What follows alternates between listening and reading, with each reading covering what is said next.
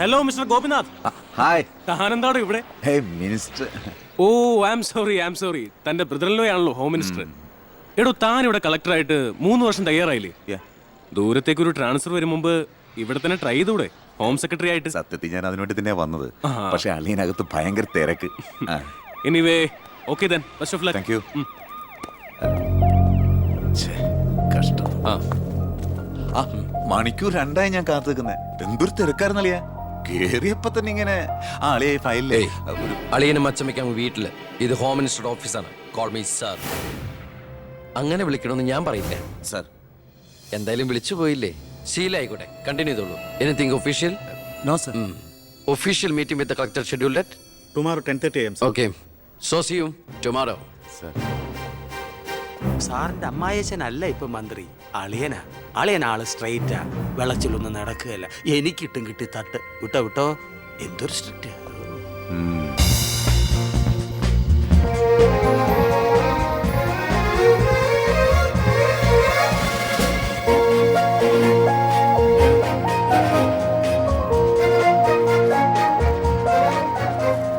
Welcome to police conference. Please come sir.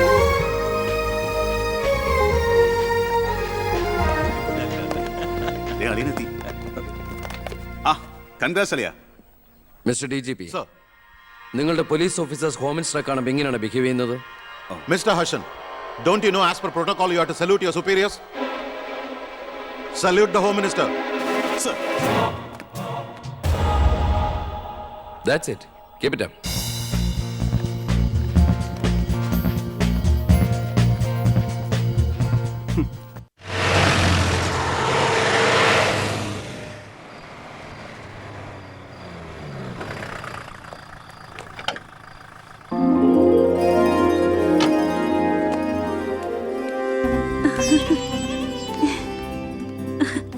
ഏട്ടാ, അമ്മേ, എന്താടി? വാ മോനെ. ഏയ് ഇരിക്കെ, ബഹുമാനൊക്കെ ഓഫീസിൽ മതി. ആര് ബഹുമാനിക്കുന്നു നിന്നെ? ഓ, ഒരു മന്ത്രി. ഞങ്ങൾ കുറെ മന്ത്രിമാരെ ചെറുപ്പം മുതൽ കണ്ടിട്ടുള്ളതാ. അച്ഛൻ മന്ത്രിയായിരുന്നപ്പോ വീട്ടു സാധനങ്ങൾ വാങ്ങുന്ന തൊട്ട് അടുക്കളപ്പണി വരെ ചെയ്യിച്ചിട്ടുണ്ട് നിന്റെ ഈ പോലീസുകാരെ കൊണ്ട്. അല്ല പെങ്ങളെ, അച്ഛനെ ഇങ്ങനെ വഴക്ക് പറയാനായിട്ട് എന്താ ഇവിടെ ഇപ്പൊ ഉണ്ടായേ? അച്ഛൻ ഇപ്പൊ മന്ത്രിയല്ലെന്നും പറഞ്ഞ് അച്ഛന്റെ മെക്കെട്ട് കയറിയണ്ടല്ലോ. ഒരു മകൻ എന്നല്ലേ ഞാൻ സഹിക്കില്ല കേട്ടോ. ഞാൻ നിന്നോടാ പറഞ്ഞത്. നിന്റെ 5-6 പോലീസുകാരെ ചോദിച്ചപ്പോ നീ പവിയനെ അപമാനിച്ചില്ലേ? ഓ, റൂട്ട് അങ്ങോട്ടാണോ? എന്നാ നീ ഒന്നോർത്തോ, തുമ്മിയ തെറിക്കുന്ന മൂക്ക നിന്റെ ഈ മന്ത്രിക്കുപ്പായം. പക്ഷെ പവിയേട്ടൻ എന്നും കാണും ഈ IPS പദവി. എന്റെ പെങ്ങളെ, ഏത് കൊമ്പത്ത് IPS കാരനായാലും ഒരു മന്ത്രിയെ കണ്ടാ ദാ ഇങ്ങനെ നിക്കണം. അതാണ് കുഴപ്പം. സംശയം ഉണ്ടെങ്കിൽ ASP ളിനോട് ചോദിച്ചോ. എന്റെ പവിയളിയാ, പെങ്ങൾക്ക് ഈയിടെയായിട്ട് പൊതുവിജ്ഞാനം വളരെ വളരെ കുറവായിട്ട് വന്നോ? ആ, എവിടെയായിരുന്നു? ഞാൻ നിന്നോട് 2 ചോദിക്കണമെന്ന് വിചാരിച്ചിരിക്കായിരുന്നു. എന്റെ ഭർത്താവ് നിന്നെ സാറേന്ന് വിളിക്കണം അല്ലേടാ? അയ്യയ്യേ, എന്താ അളിയന്മാരൊക്കെ ഇങ്ങനെ കൊച്ചു കുട്ടികളെ പോലെ ചീപ്പാവണേ?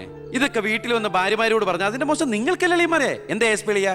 ഞാനൊന്നും പറഞ്ഞിട്ടില്ല. അശ്ശോ, ഇപ്പൊ തന്നെ ഇവിടെ എല്ലാരും മനസ്സിലാക്കില്ല അവിടെയും എന്തൊരു കഥയുണ്ടെന്ന്. അല്ല, എന്റെ പെങ്ങന്മാരാണോ അളിയന്മാരാണോ ഇവിടെ പെണ്ണുങ്ങള്?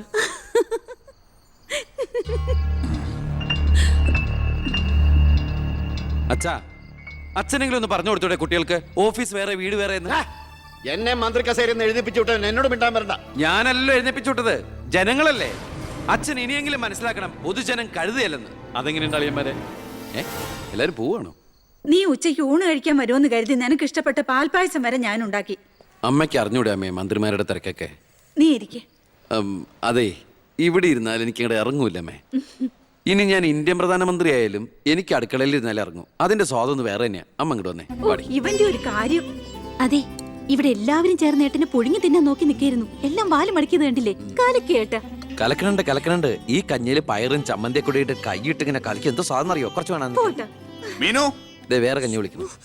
ഞാൻ തമാശ അമ്മ. എത്ര നേരം അവിടെ നിന്നെ വിളിച്ചു പോകുന്നു? എന്താടി ചെവി കേട്ടൂടാ നിനക്ക്? നിന്റെ ആങ്ങളെ കൂട്ടാനോ അയാളുടെ പുളിച്ച കോമാളിത്തരം കേട്ട് പൊട്ടിച്ചിരിക്കാനല്ലേ നിനക്ക് നേരം? നിന്റെ 2 ചേച്ചിമാരെ കണ്ട് പഠിക്കടി. അവര് ഭർത്താക്കന്മാരെ ശരണം പറഞ്ഞ് ജീവിക്കുന്ന കണ്ടില്ലേ? അതെങ്ങനെയാ? കണ്ണി കണ്ടവരോടൊപ്പം കറങ്ങി നടന്നൊരു വിഴുപ്പിനല്ലേ എന്റെ അല്ലേ കെട്ടിവെച്ചത്? അനാവശ്യം പറഞ്ഞാണ്ടല്ലോ. കുന്നുകളെ ഞാൻ അറിയില്ല നിനക്കെന്നെ. എന്റെ മനസ്സാരെങ്കിലും വേദനിപ്പിച്ചാ അത് ഞാൻ നിന്നോട് തീർക്കും. അളിയ, ഒരു മിനിറ്റ് ഒന്നും കൂടെ വന്നേ. ഞാനെന്താ പറയണോന്ന് വിചാരിച്ചല്ലോ. കഞ്ഞി കുടിച്ചോണ്ടിരിക്കും. എനിക്കെന്തേലും ദേഷ്യം തോന്നിയ, വിഷമം തോന്നിയ ഞാനത് നേരിട്ട് തീർക്കും. മേലാൽ ഇത് ആവർത്തിക്കരുത്. എന്താടാ അവിടെ ഒരു ശബ്ദം കേട്ടത്? വിഷു ഒക്കെ ആവാറായില്ല അമ്മ. ഞങ്ങൾ വെറുതെ പടക്കം പൊട്ടിച്ചളിച്ചാ. ഗുഡ് നൈറ്റ് അളിയ. അമ്മ ചെന്ന് കഞ്ഞി കുടിക്ക്.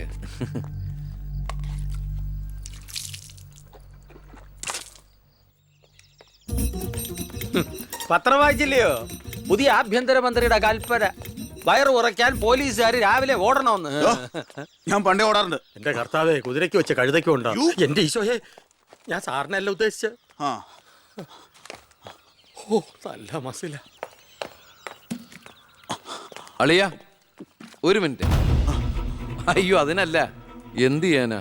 നിങ്ങളുടെയൊക്കെ കഷ്ടകാലത്തിന് ഞാൻ ഇവിടുത്തെ ആഭ്യന്തരമന്ത്രിയായി പോയി അല്ലേ അളിയ? അളിയൻ ഇനിയും ഡ്യൂട്ടിക്കിടയിൽ എന്നെ കാണേണ്ടി വരും. എന്നെ സല്യൂട്ട് ചെയ്യേണ്ടിയും വരും. തെറ്റ് കണ്ട ഞാൻ എന്തെങ്കിലും പറയുകയും ചെയ്യും. ആ അരിശം മുഴുവൻ അളിയ വന്ന് പെങ്ങളെടുത്ത് തീർക്കും. അത് കണ്ട ഞാൻ തിരിച്ചടിക്കും. അങ്ങനെ അടിയും തിരിച്ചടിയൊക്കെ ആയിട്ട് പോണ്ടതാണോ അളിയ നമ്മുടെ ഈ മാതൃകാ കുടുംബം? ഒന്നുമില്ലെങ്കിലും നമ്മൾ അളിയനും അല്ലേ അളിയ? അതുകൊണ്ട് ഞാൻ ഇരുത്തി ചിന്തിച്ചൊരു തീരുമാനം എടുത്തു. സെൻട്രൽ ഹോം ഡിപ്പാർട്ട്മെന്റിലേക്ക് അളിയനൊരു ട്രാൻസ്ഫർ ഓൺ ഡെപ്യൂട്ടേഷൻ. ദാ ഓർഡർ. നാളെ തന്നെ ജോയിൻ ചെയ്യണം. All the best. എങ്ങോട്ട്?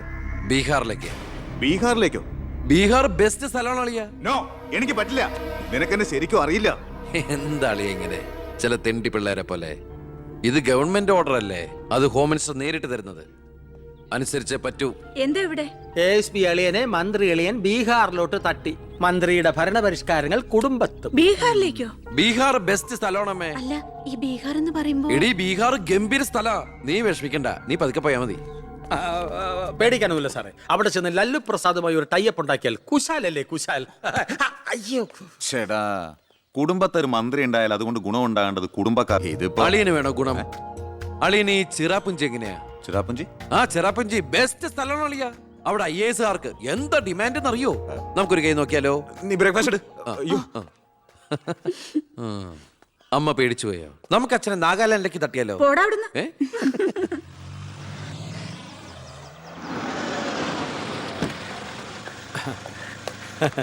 നമസ്കാരം. നമസ്കാരം. Good morning. Good morning. മനസ്സിലായില്ലേ? മേഴ്സി വർഗീസ്, ഇവിടുത്തെ ഫേമസ് പബ്ലിക് പ്രോസ്റ്റിറ്റ്യൂട്ടാ. പഴയ ജോലിയൊക്കെ നിർത്തി ഇപ്പൊ അച്ഛന്റെ കേസ് മാത്രമേ എടുക്കൂ. കൂടെ കയറിയങ്ങ് പോ. വൃത്തിയിട്ടവനെ, താനാ പറഞ്ഞതിന്റെ അർത്ഥം എനിക്കറിയോ? വേശ്യെന്നാ. മാഡം മാഡം മാഡം അറിയാതെ നാ ഒന്ന് പിഴച്ചു പോയതാണ്. മാഡം എന്റെ സ്വന്തം അമ്മയെ പോലെയാണ്, അല്ല, സ്വന്തം ഭാര്യയെ പോലെയാണ്. പെങ്ങളെ പോലെയാണെന്നാണ് ഞാൻ ഉദ്ദേശിച്ചത്. എന്താ ഇവിടെ ബഹളം? കയ്യും കബളും കൂടെ കൂട്ടിമുട്ടിയതാ. ഓ, ഈ കള്ളനായിരുന്നോ? ഞാൻ കള്ളനല്ല, കള്ളന് കഞ്ഞി വെച്ചു. സെക്യൂരിറ്റി, തൂക്കിയെടുത്ത് പുറത്താക്കണോ ഇതിനെ? ഞാൻ ഉദ്ദേശിച്ചത് ഇയാളൊന്നും ഉദ്ദേശിക്കണ്ട. മേലിൽ മുറ്റത്ത് കാലി കുത്തിപ്പോരുത്. ഞാൻ ഈ കാല് എന്റെ ഉദ്ദേശങ്ങളൊന്നും പഴയതുപോലെ ഫലിക്കുന്നില്ലല്ലോ. തെളിവുകളും സാക്ഷിമൊഴികളും അനുകൂലമാണെങ്കിൽ പിന്നെ ഒന്നും പേടിക്കാനില്ല. സെൽഫോൺ ഒരു പ്രധാനപ്പെട്ട തെളിവല്ല. അതിലേക്ക് ആർക്ക് വേണമെങ്കിലും വിളിക്കാം, തിരിച്ചും വിളിക്കാം. പക്ഷേ ശാലിയുടെ സാക്ഷിമൊഴി പ്രധാനമാണ്. അതിലൂടെ മാത്രമേ വെട്ടൂർ ശിവനും ഈ കൊലയും തമ്മിലുള്ള ബന്ധം വാദിഭാഗത്തിൽ തെളിയിക്കാൻ പറ്റൂ. ഈ വെട്ടൂർ ശിവൻ നിരപരാധിയാണെങ്കിൽ അച്ഛനും നിരപരാധിയാണ് അല്ലേ മാഡം? അതെ. അപ്പോ എങ്ങനെയും ശാരിയുടെ മൊഴി നമുക്ക് അനുകൂലമാക്കണം. അച്ഛൻ ആ കുട്ടിയോടൊന്ന് സംസാരിച്ചാ? ഓ, ഇവിടുത്തെ പഴയ ബാല്യക്കാരുടെ മോളാ അവള്. ഇനി ഞാൻ അവളെ കാല് പിടിക്കണമെന്ന് പറഞ്ഞാ? അച്ഛാ, ഇപ്പൊ ആവശ്യം നമ്മുടെതാ. അവൾ അനുസരിക്കും. അതിനുള്ള തന്ത്രങ്ങളൊക്കെ അച്ഛൻ അറിഞ്ഞൂടെ?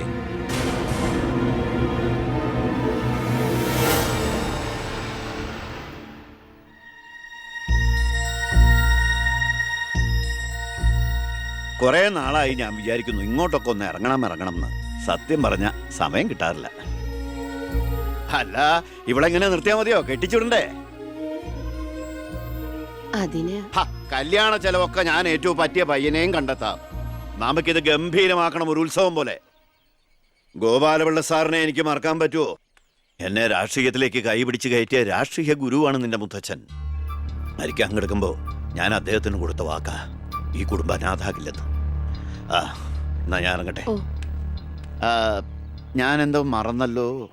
മോളെ, പിന്നെ മോൾക്കറിയാമല്ലോ നിരപരാധിയായ എന്നെ ഒരു കേസിൽപ്പെടുത്തിയ വിവരം. ആ പ്രതിക്കെതിരെയുള്ള മോളുടെ മൊഴി അതൊന്നും മാറ്റി പറയണം. ഞാൻ സത്യ പറയൂ. എന്റെ മുന്നിൽ വെച്ച് നടന്ന കൊലപാതകത്തിന് കൂട്ടു നിൽക്കാൻ എന്നെ കിട്ടില്ല. തെറ്റ് ചെയ്തവരാരായാലും അവര് ശിക്ഷിക്കപ്പെടണം. ഓ, കുറെ കാലം എന്റെ വീട്ടിൽ നിന്നല്ലേ തള്ളയും മോളും. ഉണ്ട ചോറിന് നന്ദി കാണിക്കാൻ പറ ദേവകിയമ്മ മോളോട്. അമ്മ പറയില്ല. സാറ് പണ്ട് നന്ദി സൂചകമായി എന്റെ മുത്തശ്ശന് കൊടുത്ത വാക്ക് വിധവയായ എന്റെ അമ്മയെ അടിച്ചു തളിക്കാരിയാക്കാമെന്നല്ല, നല്ലൊരു ജോലി വാങ്ങിക്കൊടുത്ത് സ്വന്തം പെങ്ങളെ പോലെ സംരക്ഷിക്കാമെന്നായിരുന്നു. സാറിന്റെ വീട്ടിലെ കരിയും പുകയും കൊണ്ട് എല്ലാം മുറിയ പണിയെടുത്തിട്ട് തന്നെയാ എന്റെ അമ്മ എന്നെ വളർത്തിയത്.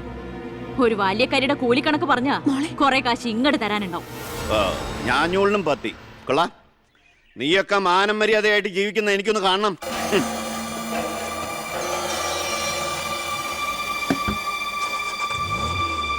എടാ ഞാനാ.